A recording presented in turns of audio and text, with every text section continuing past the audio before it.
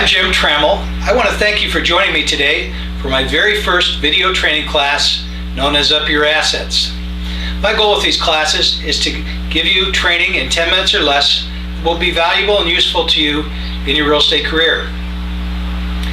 Today we're going to deal with the subject of how to answer a buyer when they ask how much less can we offer or how much less should we offer than the list price. I always like to be able to show people things rather than just tell them. Today I'm going to show you in the MR-MLS matrix system how to run a simple report that will give a buyer an answer to that question. Stick with me. I'm going to step off camera here and we're going to go to the computer screen and see how this is done. I'm here in MLS matrix and I've already opened it up and we're at the search screen. The process starts by just doing a very simple search. I'm going to give you an example first of why I would be doing this. Let's say I've got a buyer who has decided to make an offer on a home in the Highland area, and he wants to know how much less he can offer. So I'm going to go in, I'm just going to click on detail for my search. Only a couple of items need to be filled in for this particular search. I usually do this with the client sitting right in front of me so you can see how I've done this. I'm clicking on close sale for this status. I'm going to want to put in an area. The Highland area is 276. And then the only other item I want to put in is a closing date.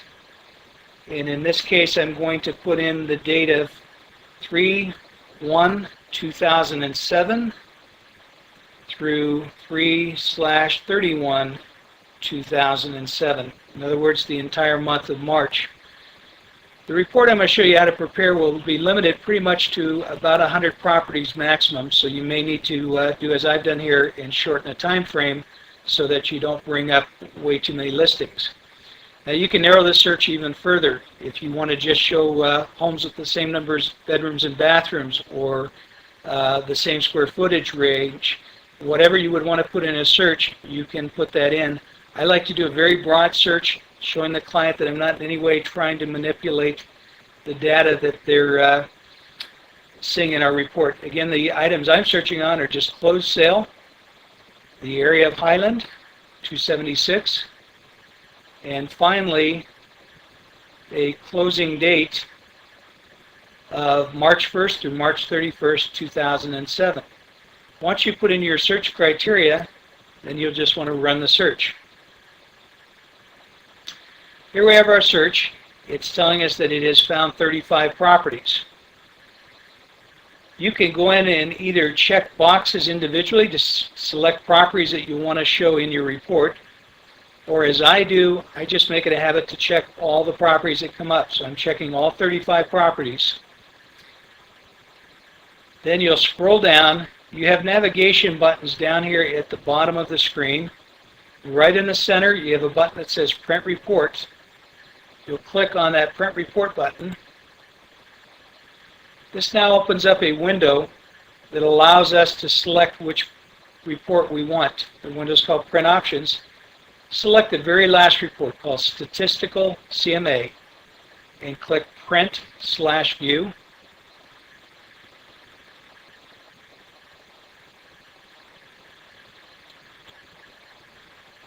Our report has now come up on the screen.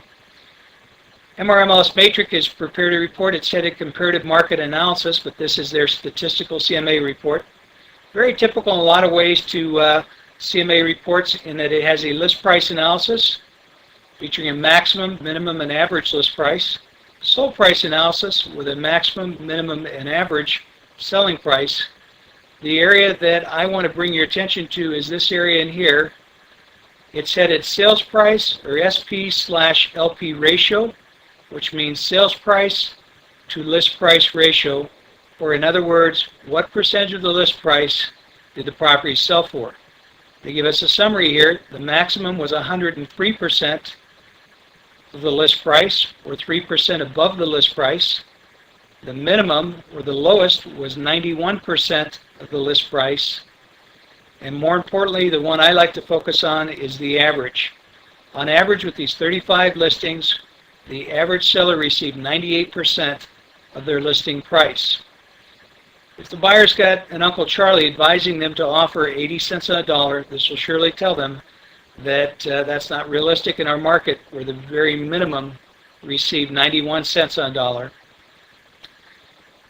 If your buyer wants to question what's gone into the report, they can actually look down here, and line by line we're summarizing the sales, starting with the MLS number, address, the city, days on market, bedrooms and baths, lot square footage if it's shown, the square footage of the residence, the year built, the list price, final sales price, and finally the individual ratio for each property, the ratio of the sales price to the list price.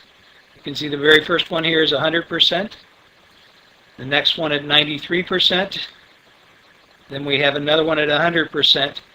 You may think it unusual here that we have this property showing a list price of $275,000, sales price of $276,000, so it's sold above the list price, and still it's only showing a ratio of 1%. These numbers are rounded down to the next even percentage. That's the reason it's rounding down to 100% rather than being slightly above that, as it would be if they carried it out to more decimal points. And the buyer can scroll down the column and see how these properties are showing up here. This particular one I have on the screen has something unusual, and that it had a listing where they did not report a sold price. That's why you see a blank here. They can go down, the buyer can actually see, eventually we'll find the property that was at 91%. And that's right here on Terrace in Highland, listed at $624,000, sold for $570,000, 91%. Ratio of sales price to list price. And there we have it, all the properties shown. Again, I try to emphasize the average, and if they scroll down here on this side, they'll see many of them above that average.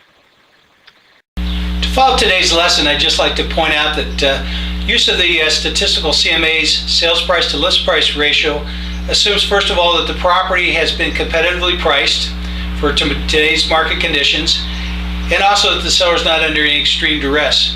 It may be necessary for you to also show the buyer comparable sales to demonstrate that it has been competitively priced.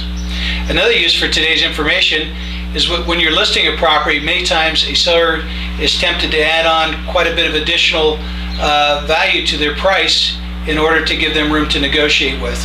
Showing them these same statistics can help you keep that amount that they're adding on to a minimal amount so that it does not end up overpriced and keeping buyers from looking at the property. I hope you found today's information valuable, and I hope that you'll join me for future sessions of Up Your Assets. Have a great and productive week.